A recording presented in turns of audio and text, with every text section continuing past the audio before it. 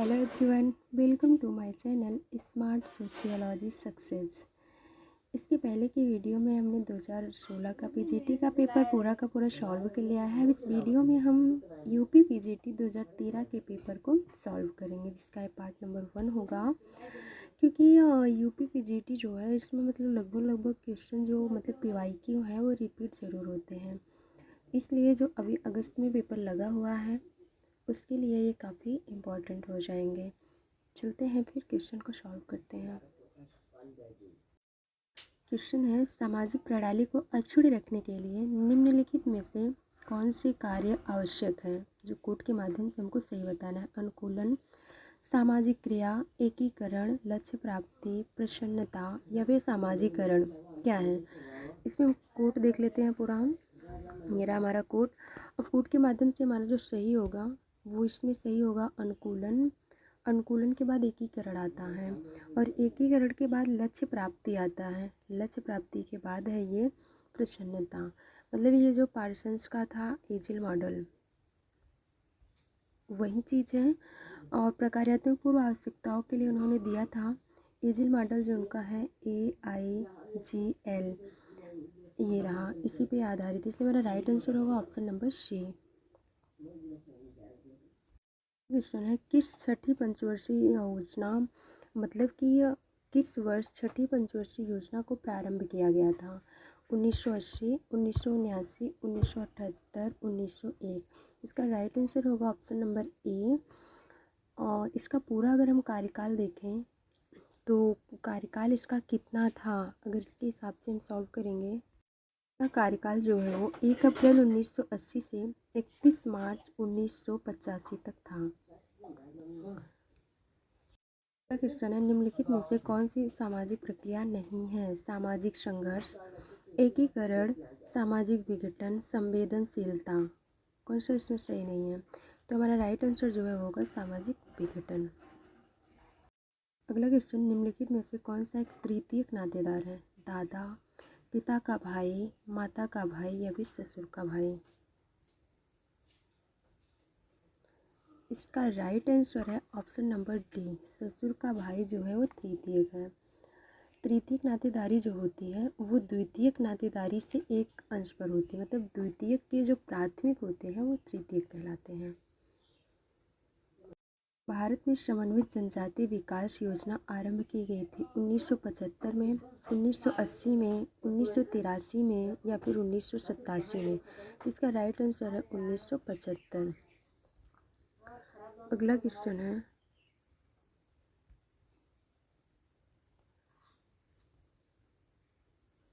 सामाजिक गतिशीलता को क्षैतिज और उदग्र गतिशीलता के रूप में किसने वर्गीकृत किया है। मिलर ने, लिप्सेट ने, बेंडिक्स ने या फिर उपयुक्त में से कोई नहीं।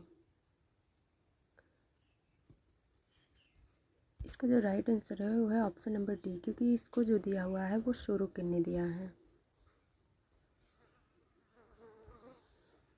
समूह की बात आती तब यहाँ पे मिलर का नाम आता। तो यहाँ पे सामाजिक गतिशीलता सोशल मोबिलिटी की बात सोरोकिन करते हैं। जब हम परिवार को व्यक्तियों के एक संगठित समूह के रूप में देखते हैं तब उसे क्या कहते हैं। समिति, संस्था, समुदाय, बाह्य समूह। तो इसको हम समिति कहते हैं। अगर हम इसी को कार्य प्रणालियों के आधार पर देखेंगे तब संस्था कहेंगे। इसलिए हमें व्यक्तियों के एक संगठित समूह के रूप में देखना है तो समिति कहलाएगी। इको फेमिनिज्म के विकास का मुख्य आधार क्या है। औद्योगिक समाज में वनोन्मूलन, स्त्रियों का जीवन एवं प्रकृति से उनका संबंध, प्रदूषण तथा पर्यावरणीय पतन, वैश्विक उष्मीकरण। कौन सा ऑप्शन सही है इसमें। तो इको फेमिनिज्म जो है वो स्त्रियों का जीवन एवं प्रकृति से, मतलब कि ये जेंडर बेस है, ये स्त्रियों पे संबंधित है इको फेमिनिज्म। निम्नलिखित में से कौन समिति का एक लक्षण नहीं है। लोगों की सामूहिकता, कतिपय उद्देश्यों का होना, स्वैच्छिक सदस्यता, आदर्श मानदंडों का अनुसरण।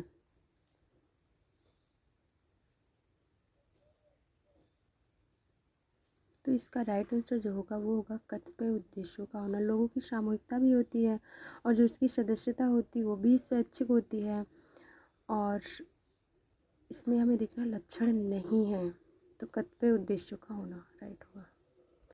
सॉरी गाइज, इसका कतिपय उद्देश्य भी होते हैं समिति में। ये आदर्श मानदंड जो है ये नहीं होती समिति में, तो ये ऑप्शन नंबर डी सही होगा। इस पंचवर्षीय योजना का मुख्य उद्देश्य गरीबी हटाओ का नारा था, मतलब गरीबी हटाओ का उद्देश्य था उसका। चौथी पंचवर्षीय योजना, पांचवी पंचवर्षीय योजना और छठी पंचवर्षीय योजना या फिर सातवीं पंचवर्षीय योजना। तो इसका राइट आंसर जो है वो है ऑप्शन नंबर बी, पांचवी पंचवर्षीय योजना का जो मुख्य उद्देश्य था वो था कि गरीबी हटाओ। पर्यावरण की समस्याओं और पर्यावरण संबंधित ज्ञान में वृद्धि किस बात को स्वीकार नहीं करती?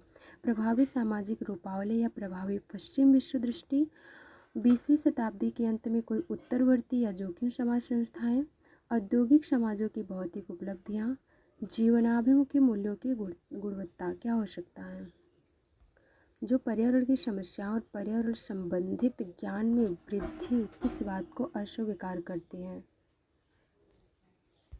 आंसर होगा ऑप्शन बी, 20वीं शताब्दी के अंत में कोई उत्तरवर्ती या जोखिम समाज संस्थाएं। सामाजिक संस्था का समुचित उदाहरण निम्नलिखित में से कौन सा है?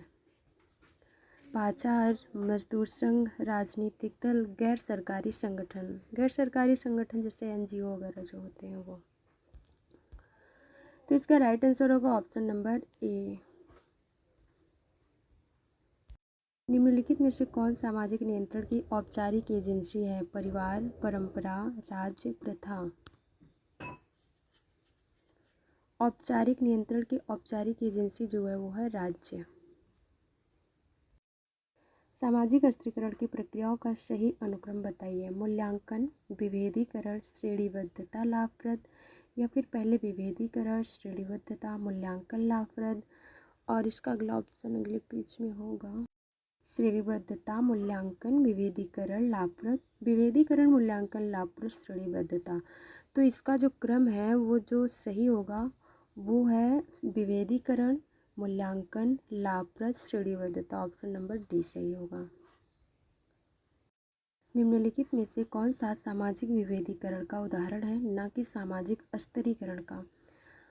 मतलब सामाजिक विभेदीकरण का उदाहरण है, ना कि सामाजिक स्तरीकरण। वर्ग, भूस्वामित्व, शक्ति। तो इसमें जो लिंग है ये जो है एक मतलब सामाजिक स्तरीकरण का कारण नहीं है। जो समाज में एक विभेद किया जाता है जेंडर बेस पे वो है, इसलिए ऑप्शन नंबर बी हमारा सही होगा। भारतीय प्रसंग में मलिन बस्तियों की जनसंख्या में वृद्धि क्या बताती है हमें? ग्रामीण गरीबी का विस्तार, ग्रामीण संपन्नता का विस्तार, शहरी संपन्नता का विस्तार, उपयुक्त में से कोई नहीं।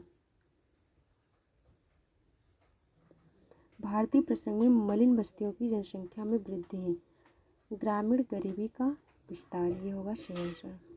लिखित में से कौन सा लिंग समता से संबंधित है? आर्थिक सशक्तिकरण, महिलाओं की स्वतंत्रता और स्वाधीनता, शक्ति तथा अन्य संसाधनों तक समान पहुंच। लिंग समता से संबंधित है, ऑप्शन नंबर डी सही है इसका, शक्ति तथा अन्य संसाधनों तक समान पहुंच। मैक्स वेबर के अनुसार सामाजिक कृत्य का दृष्टांत निम्नलिखित में से कौन सा है?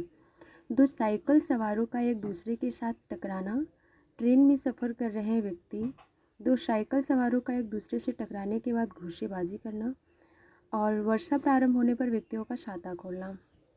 तो इसका ऑप्शन नंबर जो है वो ये है, क्योंकि मैक्स वेबर ने कहा है कि अनुकरण कभी सामाजिक प्रक्रिया नहीं हो सकती, कि जैसे कि व्यक्तियों का छाता खोलना, बारिश होगी तो सभी लोग खोलेंगे, तो ये ऑप्शन नंबर डी नहीं होगी। ट्रेन में सफ़र कर रहे व्यक्ति, सफ़र तो सभी लोग कर रहे हैं ना, जरूरी नहीं उसमें अंतःक्रिया हो रही है। और दो साइकिल सवार मतलब कि आपस में टकराए और टकरा के वो चले गए, अगर वो किसी भी प्रकार का डिस्कशन या मारपीट कुछ भी किए होते तो वहाँ पे अंतःक्रिया होती। लेकिन दो साइकिल सवारों का एक दूसरे से यहाँ पे टकराने के बाद घूसेबाजी हो रही है, इसलिए यहाँ पे सामाजिक अंतःक्रिया हो रही है कि आपने हमको क्यों मारा या फिर आपने हमको क्यों मारा, ऐसा हो रहा है। लेकिन यहाँ पे जो सीधे सीधे चले जा रहे हैं तो मैक्स वेबर ने कहा कि अनुकरण को कभी हम सामाजिक क्रिया नहीं कह सकते हैं, इसलिए हमारा ऑप्शन नंबर सी जो है वो सही हो जाएगा। वह प्रक्रिया निम्नलिखित के रूप में जानी जाती है जिसके द्वारा असहाय मानव शिशु को धीरे धीरे अंतर्बोध होता है, उस संस्कृति का कौशल प्राप्त हो रहे हैं जिसमें उसका जन्म हुआ है। हम उसको क्या कहेंगे? पुनः सामाजिकरण, या फिर सामाजिक स्थिति, या सामाजिकरण, या समाज समझ का आदान प्रदान। मतलब इसमें देखो, असहाय मानव शिशु को धीरे धीरे अंतर्बोध, मतलब कि सिखाया जा रहा है, वो सीख रहा है, तो सीखते किसमें है, सामाजिकरण, इसलिए हमारा राइट आंसर हो जाएगा सामाजिकरण। आधुनिकीकरण के संबंध में निम्नलिखित व्याख्याओं पर विचार कीजिए। कृषि के क्षेत्र में आधुनिकीकरण निर्वाह खेती से व्यावसायिक उत्पादन की ओर रूपांतरण है। उद्योगों के क्षेत्र में आधुनिकीकरण मानव एवं पशु शक्ति के उपयोग से शक्ति चालित मशीनों की ओर रूपांतरण है। मतलब ये व्याख्या क्या सही हो रही है, केवल मतलब ऑप्शन एक ही सही है, या फिर दो, या फिर दोनों सही है, या फिर इसमें से कोई भी सही नहीं है।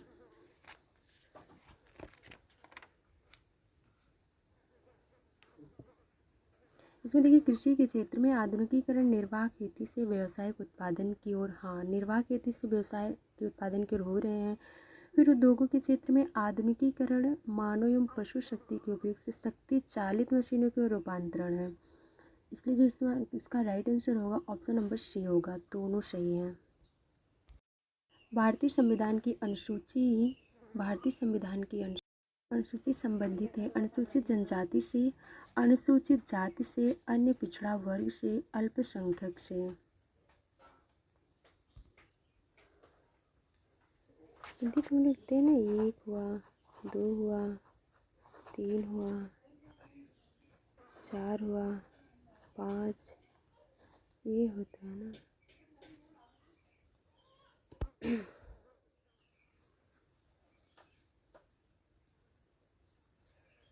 भैया अब तो 2-3 शुरू होता होगा ना, 4 तो ये होना चाहिए शायद, लिखते तो ऐसे हैं।